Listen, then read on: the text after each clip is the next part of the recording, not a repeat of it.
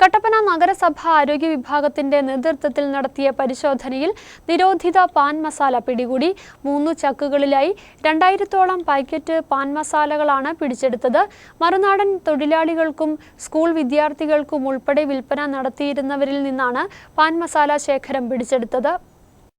കട്ടപ്പന നഗരത്തിൽ വിൽപ്പനയ്ക്കായി മറുനാടൻ തൊഴിലാളികൾ എത്തിച്ച വൻ പാൻ മസാല ശേഖരമാണ് നഗരസഭ ആരോഗ്യ വിഭാഗം പിടികൂടിയത്.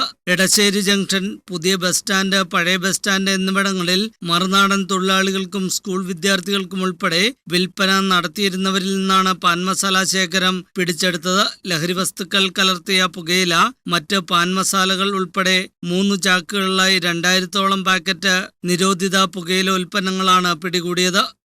നിരോധിത പാൻ മസാല ഉൾപ്പെടെയുള്ള സാധനങ്ങൾ നമ്മൾ പിടിച്ചെടുക്കുകയുണ്ടായി.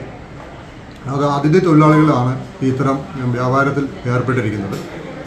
അപ്പോൾ ഇത് നഗരത്തിൻ്റെ വിവിധ ഭാഗങ്ങളിൽ വിദ്യാർത്ഥികളെ ഉൾപ്പെടെ അവരുടെ ആരോഗ്യത്തെ ഉൾപ്പെടെ ഗുരുതരമായി ബാധിക്കുന്ന ഒരു പ്രശ്നമാണിത്. ഇത് പലതവണ നമ്മൾ പിടിച്ചിട്ടുണ്ട്, പലതവണ നമ്മൾ വാണിംഗ് നൽകിയിട്ടുണ്ട്.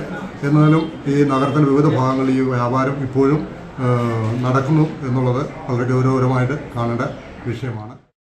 Clean city manager Jins Cyriac, health inspector Prashanth, Soumyanath, Anupriya എന്നിവരടങ്ങുന്ന സംഘമാണ് നിരോധിത പുകയില ഉൽപ്പന്നങ്ങൾ പിടികൂടിയത്. വരും ദിവസങ്ങളിൽ പരിശോധന കർശനമാക്കുമെന്ന് നഗരസഭ അധികൃതർ അറിയിച്ചു. News bureau, Kattappana.